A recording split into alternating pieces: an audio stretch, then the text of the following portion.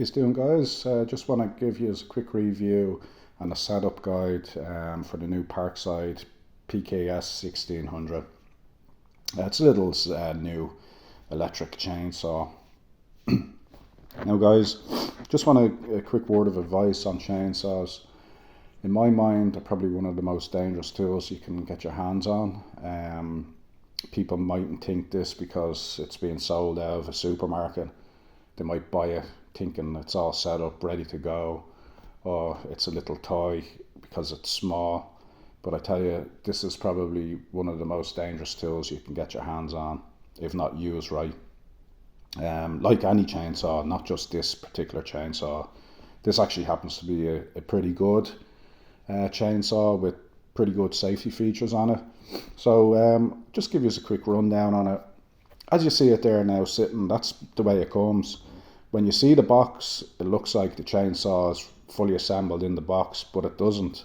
It comes in basically three parts, and I'll just run you through the parts. So you've the body of the chainsaw itself. It's pretty self-explanatory. That's it, as you see it. You've got the guide bar, which when we say the guide bar is the big long bar. It basically, this is what the chain runs on. So if you hear anyone talking about a guide bar, that's all it is. It's a big long bar that you put your chain on and you can adjust it. And I'll show you how to adjust it and what you want to adjust it to in a couple of minutes. So that's it, that's your guide bar. And it comes with the dreaded chain. So that's your chain there. You can see it's got all these nice lovely little teeth on it. Now guys, this isn't the chain that came with it, but it is identical in shape and size to the one that came with it. I'll tell you what I did with this in a couple of minutes. Okay, so that's your chain. So as it comes out of the box, guys, it's like this. As far as I remember, the chain guard was on. This was loosely tightened. Now it does come with a little tool for taking the nut off, and it also has a kind of a screwdriver end for adjusting the tension on the chain, and I'll show you how to do that now in a sec. So what you want to do to start out is, if it's not already now, it might have been off, I'm just by memory, you take the nut off and you take this chain guard off, which is quite simple. It just pops out. There's a little lug there on it, and it just pops in there when you go to put it back on. You just slide that in there first, and then pop it down, and then pop your nut back on. So guys, the instructions weren't really clear on it, and also it doesn't give you a good idea of what tension you need to put on the saw. Well, not on the saw, but on the chain for setup. So what it does say is when you take it out, you want your tension. It's very wishy-washy. There's not really great pictures in the instructions. So basically, guys, what it tells you to do is you want to get this little lug here underneath the main lug for the bolt that we just took off. You want that, if you can see it, this lug. It's on a screw that you can twist in and out, and that basically adjusts this little lug up and down. And this is a very important piece of equipment here. This is what sets the tension on the chain. So what you want to do is screw this. When it's like this, you can do it by hand. You can screw it in or out, and you can see it's moving up as I go clockwise with the screw, or moving back as we go anti-clockwise. So you go anti-clockwise and you basically line it up with this. So that's it roughly in line now. So what you want to do then is, when you have that lug lined up with the main lug that you took the nut off, you get your guide bar. Now guys, it's easier to put the chain on the guide bar straight away. Now the way you want to do it is, you want the Parkside reading as you would read it off a book, but you want these kind of lug holes on your left hand side as you're looking down on it, and it shows that the rotation of the chain should go clockwise, in a clockwise direction. This sprocket that holds the chain rotates clockwise, and it shows you here, there's a little picture with the arrows, and they're going in this direction. And there's also these corresponding arrows on the chain. You can see, I'll try and focus in on this.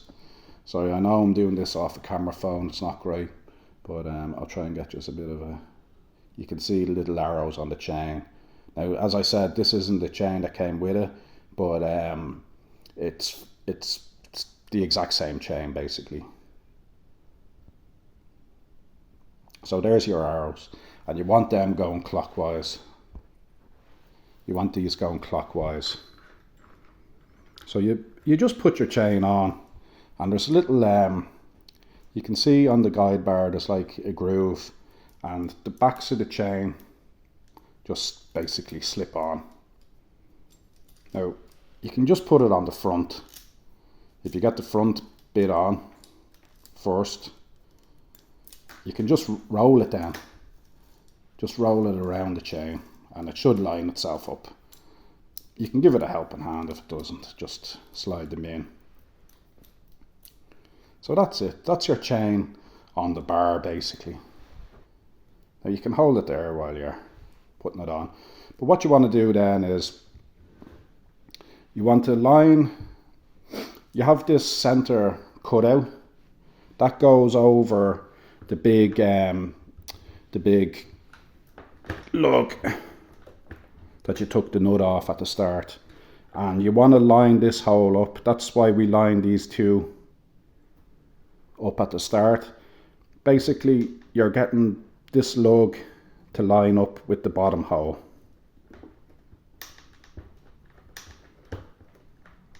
So there you go, the lug is in there now. You can see the lug is in this bottom hole, the adjustment. This is what puts your tension on, as we said at the start. So that's on the bottom, and your chain, you want to kind of, it'll slip in over this automatically, but that's it as you kind of want it now at the moment. So you just leave it there. It'll hold, because if you can see this this sprocket at the back has opening, a solid, opening, a solid, and basically it's gripping the chain there now, as you see. There's nothing holding that on other than this, the chain and this sprocket. That's all that's holding your bar and everything on at the moment. So once you have it like that, guys, you want to get the chain guard, pop it back on. Remember we said the little lug, just pop it in here, and then just push this down on top. So you have that down. We just get our nut, pop it on. Do it by hand first, because people have a tendency of just putting a nut on and not running it down by hand, and that's kind of how you'll always cross-thread a nut. Just run it down by hand first. Then what we want to do is just give it a little, tiny little pinch, hand tight, and then a little pinch. That's it. Don't go wild at it on this point, because we want to adjust our tension for our chain. So guys, how we adjust the tension then is, you can see our tension adjuster is here. Remember at the start, this is what we were moving in and out to line up with the big lug nut. So what you want to do then is just get your screwdriver end of this tool and start moving it clockwise. So remember, righty tighty, turning it to the right.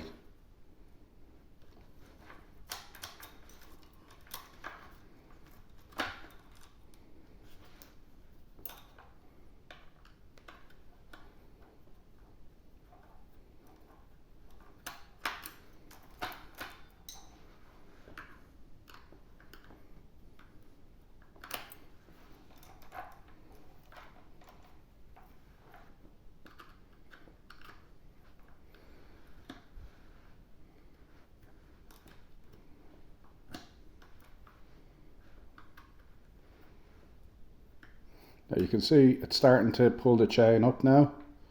So you just keep going until the chain starts pulling up. Now guys, this is very, very important now. You don't want to over tighten this. If you go too tight with this, you're going to knacker your blade and you're going to knacker the motor in your saw. So just as a rule of thumb, like it's not very clear in the instructions of how you need to have what tension you need on this chain. So I'll just give you a little idea on what you want on it. This to me now is perfect. You're pulling it out lightly. It won't go any more than basically your baby finger. If you pull that down as hard as you can, you want basically, you don't want any more than your baby finger coming down. Now if you can see guys, I'm pulling that down now. You really don't want these bottom teeth showing out. So it's a little bit loose there, so I'll give it another little turn. Now at this point you want to go easy, you don't want to go making big adjustments because it is quite sensitive. So I'll just give it a half a turn. Now for me, I'll give it another quarter. Right, for me now guys, that's exactly where you want it. When you pull it down, you don't want too much slack and you don't want it too tight. People think, oh, tighten it up and so the chain won't come off. That's not right guys. If you haven't used a chainsaw before, do not use a chain that's tight. Like if this is totally, I'll show you, I'll tighten it up and just show you what I'm talking about. Now this is tight, so I'll give it one more turn. Now guys, I'm putting an awful lot of force on this.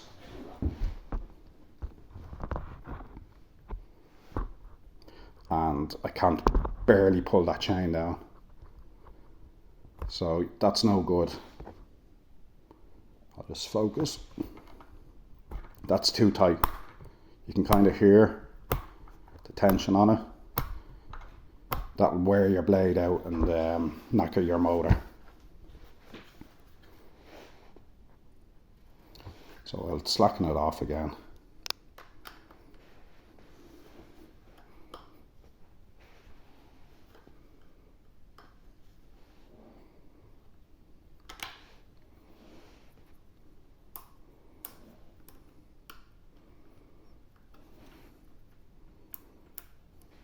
Now guys, you'll kind of get the feel of it over time. And one thing I'll say as well is these will loosen off when you start using them. So maybe do one cut and then go and check the blade out and re-tighten it. So just as I said, just you want it about a baby finger's bit of slackness in it. That's all you need, okay? Then once you have it kind of set, now you can give this nut a big proper tighten up.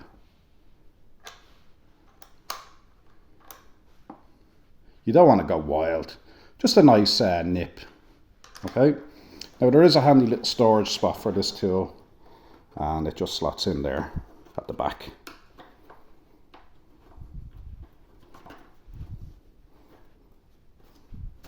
Just pushes in, so you have it to hand, because you'll adjust this as you're making cuts. You'll keep adjusting the chain. Now guys, a bit of a safety feature on it to get you going. You have your brake, so when you see the red, it's not going to run when you pull the trigger. It won't run the saw. So when you pop it back, you pull basically this lever back towards you. You'll see the green, and then you just pull your trigger and the chain will start going. Now guys, that's basically it to get you up and running. It's, in my mind, it's a dangerous tool. It is a very dangerous tool. I recommend you use gloves and goggles, if not a full face. You should ideally be using a full face kind of helmet with a visor on it. It's a great little saw. Just one, oh yeah, a thing I forgot to tell you about as well. There's no oil that comes with it. So this is your oil reservoir for oil in the chain. Now I just put in normal motor oil into this. You can buy chainsaw oil, but it's quite expensive. Any motor oil will do. Once it has a bit of thickness in it to get onto the chain, you should be okay. You know, you can use motorbike chain oil or whatever, but that's what I recommend. Now, as I said, the blade, as I was talking about, I upgraded the blade. I got an Oregon blade for it, which does fit.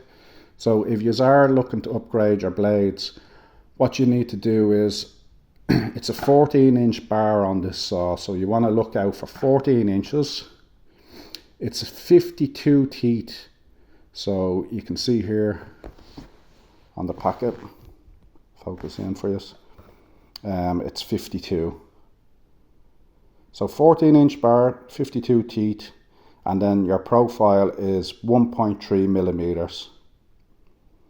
And this chain is just the 3/8 low profile, but that doesn't make a difference really. It's just giving you a bigger or smaller profile, but the thickness is very important, the 1.3 millimeters. That's what will run inside your guide bar. That's what when we put the chain on.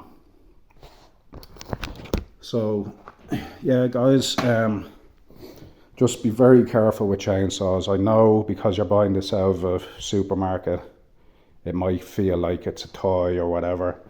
It kind of looks toyish because it's all plastic, but believe me, this tool, it'll put you in hospital if it's not used right. And you know, in my mind, I'm a carpenter by trade. Chainsaw is it's probably one of the most dangerous tools you'll ever use. If not used correctly, you can get what they call kickback. It's basically, it'll run the blade back into you. It'll hop up. There's plenty of videos online on chainsaw kickbacks. But also, like, if you haven't got the tension right on your chain, you can throw the chain, you can snap the chain, and it'll kick back into your face and do nasty damage. But guys, a word of advice, you know, what you shouldn't do with a chainsaw is cut little kind of, you know, brushes and briars and stuff like that, because small twigs and that can have a tendency to get in under the chain and throw the chain as well. So just keep it to your, if you want to cut bushes and stuff, use a hedge trimmer. Don't be using a chainsaw for trimming down hedges or whatever. The chainsaw is there for cutting trees, and that's basically it. Trees, logs, branches, that's what you use it for. Now guys, just on the review end, it's a great saw. There's plenty of power out of it. It doesn't struggle. The chain that came with it has a tendency to kind of wear out a little bit quick for my liking. I got a good few cuts out of it. Like if you buy it with the little chain on it, if you have a couple of cuts to do, it'll be fine. Now if you over tighten it, it'll just wear out completely in a couple of cuts. But if you use it right, have it oiled up, it'll last for a good few cuts. It's not a bad chain, but it's not great, to be honest. It's worth getting the Oregon chain for it. It's a good upgrade for it. Now again, you can get a longer bar to go onto this as well, but we might do that in another video. I have one actually ordered. I've ordered a 16-inch bar for it. It's only 2 inches, guys. I'm just doing it because I love upgrading my tools. So I just said I'll throw a bigger bar on it, slightly bigger bar. But you don't want to go, like, I'd say 16 would be more than enough for this saw. It's a 1600 watt motor. If you go any bigger, if you go to an 18 inch, it's not going to have the power. Even the 16, it mightn't do the job. But as it stands with the 14 inch bar on it, set it right, and if you upgrade to the Oregon chain, you have a great little chainsaw. It's more than enough for, the average user. You'll cut down a good sized tree. I'll actually show you what I cut there, and literally, like, I started this morning. Like, it easily went through that, and that's a good thick cut. Bit of a palm tree, but like, you'll easily motor through decent sized trees with this saw. So I do recommend the saw, but guys, just be safe. That's kind of why I really made this video. I just wanted to stress the dangers, because if you're not used to a chainsaw, if you've never had one, like, people are going into a supermarket and they're buying this tool. It's cost me €60, which isn't that expensive really for the tool it is. But, people that pick this off the shelf going, oh, this is fine, I bought it in a supermarket. It doesn't really stress the dangers on the box or anything. Like, guys, when you are making cuts as well, don't wear loose clothing. Wear nice fitting clothing. Have on a pair of gloves. If you do have a decent pair of gloves, throw them on. Just another safety measure.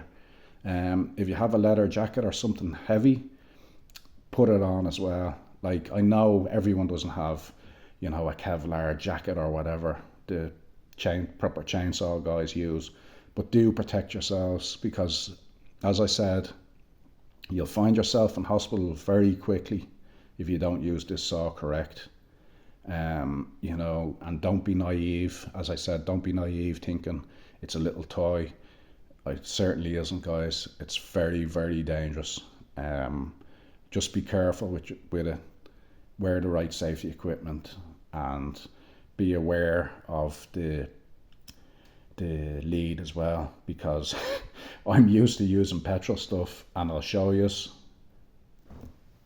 literally 5 minutes out of the box, and that lead got caught up. I was making a cut, I couldn't see where the lead was, started going, and the lead was on the bottom, and it just literally cut straight through it. So that's what I'm talking about, and I'm fairly competent at using chainsaws. So just always have the lead slung over your shoulder or behind you before you start cutting. Make sure, I'm the one that made that mistake myself, but that's how dangerous these things can be, guys. Like, just be seriously careful if you do decide to buy this saw. Like, as I said, it's great. It'll do the job, what you need it to do. If you're cutting small trees around the home, want to do a bit of clearing, cutting up logs for the fire, it's a great tool for that. Obviously, if there's something bigger, guys, don't chance it yourselves. It's not worth it. You'll see there's hundreds of videos on YouTube of chainsaw accidents, and it's from people that aren't properly trained. And me myself as a carpenter, as I said, very competent in using tools, but guys, I wouldn't go and do what these guys do. Get in a trained professional if you're dealing with big stuff. Don't chance it yourself, because it's not going to end well. Get the pros in, but as I said, as a home saw for cutting small trees, logs, stuff like that, it's ideal. But guys, if you have a big tree that you think this is going to take down, just spend the money and get in a pro. They have the equipment, they're trained on it. It takes a lot of training to do it. It's not an easy job. There's a hell of a lot of dangers involved, and even the pros get hurt from time to time. So can't stress it enough. Just be careful with it. It ain't a toy. Looks like a toy, but it's not a toy. It's a good saw. Recommend it. Parkside, they done a good job on it. It seems sturdy. Everything is there that you need. Get you up and running. I've had it now about a month. I've made a lot of cuts with it, and yeah, it seems to be fine. So yeah, thumbs up for Parkside. They've done a good job on it, but on my end, the thumbs down comes. Should be a few more warnings on the box. Probably even at the counter, it should be. I know they say they won't sell it to anyone under 18, but guys, you know, you don't have to be a kid to hurt yourself with this thing. Okay, so that's it. Stay safe, and yeah, thumbs up for the Parkside PKS.